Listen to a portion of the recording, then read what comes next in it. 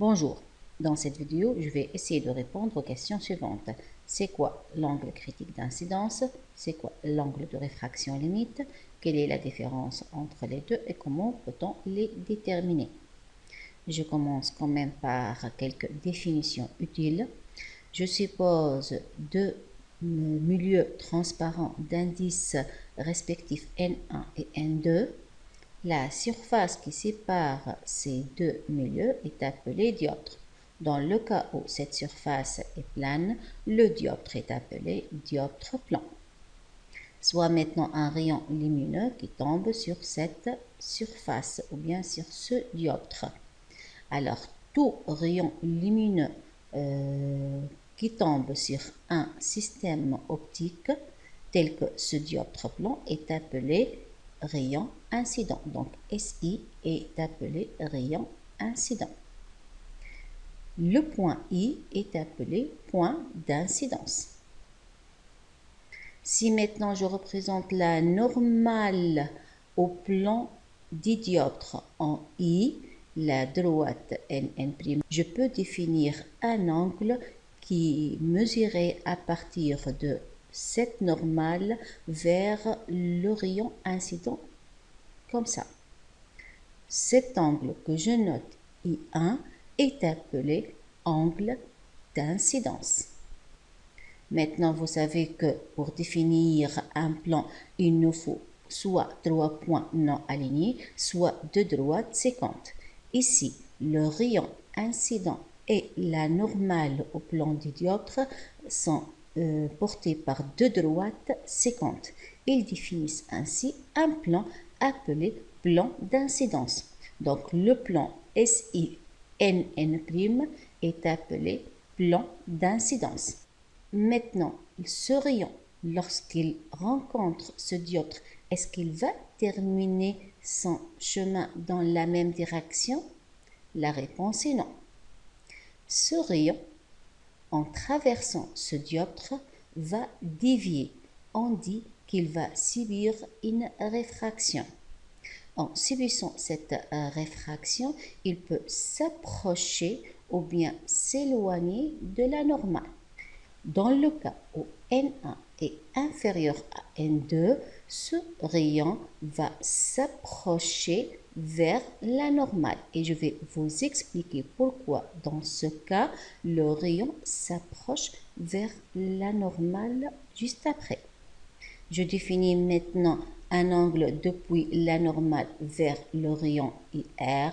Cet angle que je note I2 est appelé angle de réfraction. Donc, I2 est appelé angle de réfraction. Et le rayon IR est appelé rayon réfracté. La question qui se pose maintenant, est-ce que cette réfraction est aléatoire et est-ce que l'angle I2 est un angle quelconque? Évidemment que non. Cette réfraction respecte des lois appelées les lois de Descartes. Que disent ces lois? Donc, la première loi énonce que ce rayon réfracté doit être contenu dans ce plan, dans le plan d'incidence défini par la normale et le rayon incident. Et la deuxième loi de Descartes dit que les angles d'incidence et de réfraction sont liés par la relation N1 sinus I1 égale à N2 sinus I2. Maintenant, honnêtement, et si je veux être plus précise, lorsque ce rayon incident rencontre ce dioptre, c'est vrai qu'une très grande partie de la lumière se réfracte puisque ce milieu est transparent. Mais il y a une faible proportion de lumière. Cette proportion dépend des indices N1 et N2 qui va subir une réflexion. Le rayon obtenu est appelé rayon réfléchi et l'angle qui sépare la normale à ce rayon réfléchi que je notais ici R est appelé angle de réflexion. Je passe maintenant pour expliquer pourquoi lorsque N1 est inférieur à N2, le rayon s'approche de la normale. on arrive de dire que les angles d'incidence I1 et de réfraction I2 sont liés par la relation N1 sinus I1 égale à N2 sinus I2. Donc, si je veux tirer le sinus I2, je trouve N1 sur N2 fois sinus I1. Maintenant, si on se place dans le cas où N1 est inférieur à N2, je peux écrire que N1 sur N2 est inférieur. D'autre part, les rayons incidents se trouvent dans cette zone. Et les angles d'incidence sont mesurés à partir de la normale vers le rayon incident. Donc, vers le rayon incident, cet angle ne peut pas en aucun cas dépasser la valeur 90 degrés. Alors, les valeurs de I1 sont toujours comprises entre 0 et pi sur 2. De même pour I2. Donc, si I1 est compris entre 0 et pi sur 2, et en revenant à la fonction sinus, regardez sinus de x ou bien sinus de i, lorsque x varie entre 0 et pi sur 2. Pour des valeurs comprises entre 0 et pi sur 2, la fonction sinus est comprise entre 0 et 1. Donc, sinus x ou bien sinus I1 a toujours des valeurs positives ou nulles. Ceci nous permet de multiplier de part et d'autre cette inéquation par sinus I1 tout en gardant l'inégalité, mais évidemment on doit ajouter le signe égal. Pourquoi? Parce que 1 peut avoir la valeur 0 et par conséquent la fonction sinus peut être nulle. Mais regardez cette expression, c'est exactement celle-là que je peux remplacer par sin I2. Donc je trouve que sin I2 est inférieur ou égal à sin I1. D'autre part, puisque I1 est compris entre 0 pi sur 2, I2 est compris entre 0 pi sur 2, et la fonction sinus, comme vous la voyez ici, est une fonction croissante pour des valeurs comprises entre 0 et pi sur 2, je peux immédiatement tirer que I2 est inférieur ou égal à I1. Pour que I2 soit inférieur à I1, il faut nécessairement que le rayon réfracté soit dans cette zone et non dans celle-là. C'est-à-dire il faut que le rayon lumineux s'approche vers la normale. Donc, conclure que lorsqu'on passe d'un milieu d'indice plus faible, ou bien on dit d'un milieu moins réfringent, vers un milieu d'indice plus important, ou bien on dit plus réfringent, on s'approche de la normale. De la même manière, je vais montrer dans le cas où N1 est supérieur à N2 comment le rayon lumineux doit s'éloigner de la normale par un raisonnement mathématique identique au premier. Donc, en partant du fait que N1 sinus I1 égale à N2 sinus I2, puis on va faire le raisonnement mathématique identique à celui de la diapositive précédente et on trouve en définitive que I2 doit être supérieur à I1. Pour que I2 soit supérieur à I1, il faut que le rayon lumineux s'éloigne de la normale. Et regardez maintenant comment l'angle I2 est supérieur à l'angle I1. Je passe maintenant pour définir l'angle de réflexion totale. Pour ceci, je vais traiter un cas particulier, le cas où on a deux milieux d'indices différents. Le premier milieu est d'indice 4 tiers, le deuxième est d'indice 1. Remarquez que j'ai pris la situation où N1 est supérieur à N2, donc on va passer d'un milieu plus réfringent vers un milieu moins réfringent, et je vais supposer le premier rayon. Regardez, ce rayon, il tombe sur le dioptre, donc c'est un rayon incident. Ce rayon incident arrive d'une façon normale au plan. La question qui se pose, à quoi est égal l'angle d'incidence? Or, pour déterminer l'angle d'incidence, on doit toujours commencer par représenter la normale au plan d'incidence en I. Et l'angle d'incidence, puisqu'il est défini depuis la normale vers le rayon incident, remarquez qu'ils sont confondus et par conséquent, l'angle d'incidence I1 vaut 0. Puisque sin I2 égale, d'après ce qu'on a fait avant, n1 sur n2 fois sin i1. Donc, sin i2 vaut aussi 0. Sin i1 égale à 0, donc sin i2 égale à 0. Et par conséquent, i2 égale à 0. I2 se mesure depuis la normale vers le rayon réfracté. Puisque I2 égale à 0, donc le rayon réfracté va être de cette façon. Bref, on doit tenir dans notre tête tout rayon incident qui arrive au dioptre d'une façon normale ou bien avec un angle d'incidence nul passe sans aucune déviation. Bien, maintenant je vais modifier ou bien je vais choisir d'autres valeurs pour l'angle d'incidence. Je commence par exemple par l'angle I1 égale à 10 degrés. I1 c'est un angle d'incidence, il est mesuré depuis la normale vers le rayon incident. Il nous faut pour ça un rapporteur placé de cette façon. Regardez comment le 0 coïncide avec la normale, puisque cet angle va être mesuré à partir de la normale. Et la valeur 10 degrés est là. Donc regardez le rayon incident. En fait, j'ai pris différentes valeurs pour E1 et j'ai calculé pour chaque cas la valeur de E2 et représenté le rayon réfracté associé. Toutes ces valeurs sont résumées dans le tableau suivant. Maintenant, je suis dans ce cas, le cas où l'angle d'incidence vaut 10 degrés. Alors, sinus I1 vaut 0,17. Sinus I2 qui est égal à N1 sur N2 fois sin I1, c'est-à-dire 4 tiers sur 1 fois sinus 10 degrés, c'est-à-dire fois 0,17, je trouve 0,23. Avec la machine à calculer, je passe à sin moins 1 bien arc sinus de cette valeur et je trouve l'angle de réfraction I2. L'angle de réfraction est de 13,38 degrés. Il est mesuré depuis la normale vers le rayon réfractif. Pour ça, on doit placer un rapporteur de cette manière. Donc, regardez, le 0 coïncide avec la normale et on doit partir de la normale vers 13,38 degrés. Remarquez, comme on a dit avant, le rayon n'a pas terminé son chemin dans la même direction, c'est-à-dire en passant par 10 degrés, mais il s'est éloigné de 3,38 degrés de la normale, ce qui est en accord avec ce qu'on a dit avant.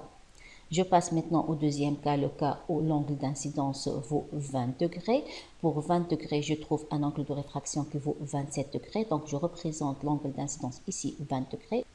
Ce rayon ne va pas terminer son chemin dans la même direction ici, mais il va s'éloigner de 7,13 degrés, c'est-à-dire ici. Troisième cas, l'angle d'incidence vaut 30 degrés. Pour 30 degrés, c'est-à-dire ici, il termine son chemin en passant par 41,81 degrés. Pour la valeur de l'angle d'incidence qui vaut 40 degrés, l'angle de réfraction vaut 58,9, donc juste un peu avant 60 degrés. Pour la valeur d'un angle d'incidence qui vaut 48,59 degrés, c'est-à-dire ici, lui correspond un sin I2 qui vaut 1, c'est-à-dire un angle de réfraction qui vaut 90 degrés. Alors remarquez bien que l'angle de réfraction atteint sa valeur maximale, 90 degrés. Pi sur 2, comme on a dit avant, I2 est compris entre 0 et pi sur 2. Donc, tout rayon lumineux réfracté dans cette zone bleue de 0 à pi sur 2 est réservé à un rayon incident qui est nécessairement placé dans cette zone. Mais maintenant, si on a un rayon lumineux qui est placé ici, que va subir ce rayon? Donc, pour un rayon lumineux qui est placé dans cette zone, tel que celui-là, lorsqu'il tombe sur le dioptre, il va subir une réflexion totale. Évidemment, puisqu'il va subir une réflexion totale, il doit respecter les lois de Descartes pour la réflexion. Donc, cet angle qui mesure dans notre cas particulier 48,59 degrés et que je note ici l'angle lambda est un angle spécifique. Pourquoi il est spécifique? Parce que tout rayon incident tel que l'angle d'incidence est inférieur ou égal à la valeur lambda, subit une réfraction. Et chaque rayon lumineux tel que l'angle d'incidence est strictement supérieur à lambda, dès qu'on dépasse la valeur de lambda, ces rayons vont subir une réflexion totale. Cet angle est appelé angle critique d'incidence ou bien angle de réflexion totale.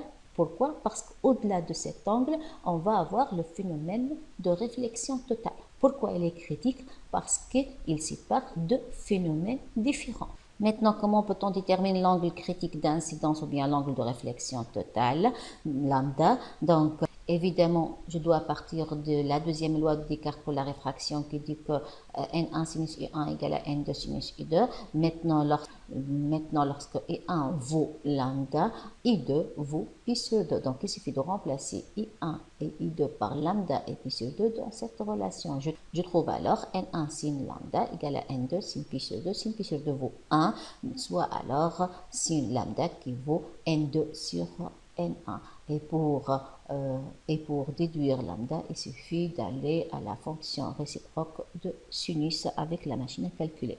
Avant de passer à l'angle de réfraction limite, je dois préciser la remarque suivante, c'est que lorsqu'on passe d'un milieu plus réfringent vers un milieu moins réfringent, deux phénomènes peuvent se présenter. Si l'angle d'incidence est inférieur à lambda, alors normalement le rayon va subir une réfraction.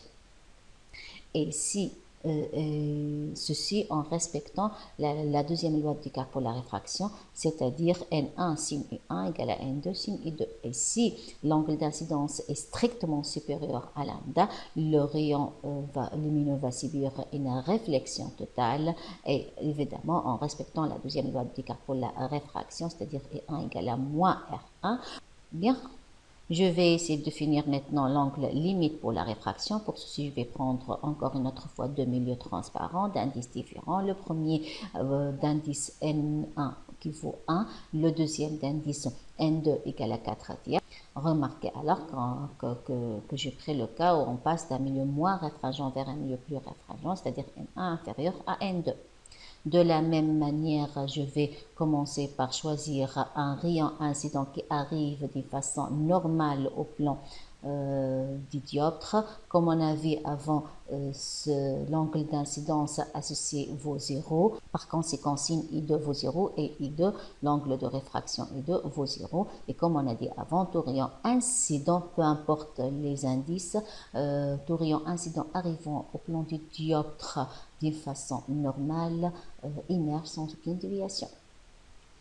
De la même manière, je vais essayer de faire varier l'angle d'incidence, calculer pour chaque cas l'angle de réfraction. Alors, toutes les valeurs sont résumées dans le tableau suivant. Donc, je suis maintenant dans ce cas, le cas où l'angle d'incidence vaut 10 degrés, c'est-à-dire un rayon incident ainsi. Mais pour ceci, ça lui correspond à un angle de réfraction qui vaut 7,48 degrés. Comment on a trouvé ça? Sin I1 vaut 0,17, sin I2 qui est égal à N1, c'est-à-dire 1 dans ce cas sur 4 tiers, ou bien 3 quarts de 0,17, ça fait 0,13. Avec la machine à calculer, on a trouvé I2 égale à 7,48 degrés. Donc, je représente 7,48 degrés. Je dois placer le rapporteur de cette manière. Donc, regardez, le 0 coïncide avec la normale et le rayon ne termine pas son chemin dans la même direction que il ne passe pas par 10, mais il passe par 7. Donc, il s'est approché de la normale comme on a montré avant. Pour un angle d'incidence qui vaut 30 degrés, ici, l'angle de réfraction associé vaut 22 degrés, donc il ne passe pas par 30, mais il va s'approcher jusqu'à 22 degrés. Regardez, pour un angle d'incidence qui vaut 50 degrés, ça lui correspond à un angle de réfraction qui vaut 35,06 degrés, donc 35,06 degrés, à peu près ça. Pour 70 degrés, lui correspond à un angle de réfraction qui vaut 44,8 degrés. L'angle d'incidence maintenant atteint son maximum, c'est-à-dire 90 degrés, ce rayon se réfracte. L'angle de réfraction vaut 48,59 degrés, c'est-à-dire ici. Donc, tous les rayons qui sont placés ici leur correspondent des rayons réfractés qui sont placés dans cette zone. La question maintenant qui se pose, est-ce que dans cette zone, on peut avoir un rayon réfracté dans notre cas ou bien dans notre situation? La réponse est non. Donc, tous les rayons réfractés sont piégés, entre guillemets, dans cette zone de l'espace. Cet angle est appelé alors angle limite pour la réfraction. Donc, l'angle que j'ai noté I lim, ou bien on peut le noter IL, ou bien lambda, ce n'est qu'une notation, mais physiquement, c'est un angle particulier appelé angle limite pour la réfraction, ou bien angle de réfraction limite. Comment on détermine cet angle? C'est très simple, toujours de la même manière, puisqu'il s'agit d'un phénomène de réfraction, donc on doit appliquer la loi de Descartes pour la réfraction qui dit que N1 sinus I1 égale à N2 sinus I2. Maintenant, lorsque l'angle d'incidence vaut pi sur 2, on a un angle de réfraction qui atteint sa limite, donc I limite. Je remplace ces expressions dans la loi de Descartes. Je trouve alors N1 sin pi sur 2 égale à N2 sinus I limite, comme sin pi sur 2 vaut 1. Donc, sinus de l'angle limite pour la réfraction égale à N1 sur I2. Et pour déterminer cet angle, il suffit d'appliquer l'arc sinus de N1 sur N2. Alors, avec ce résultat, je termine cette vidéo et à la prochaine. Merci.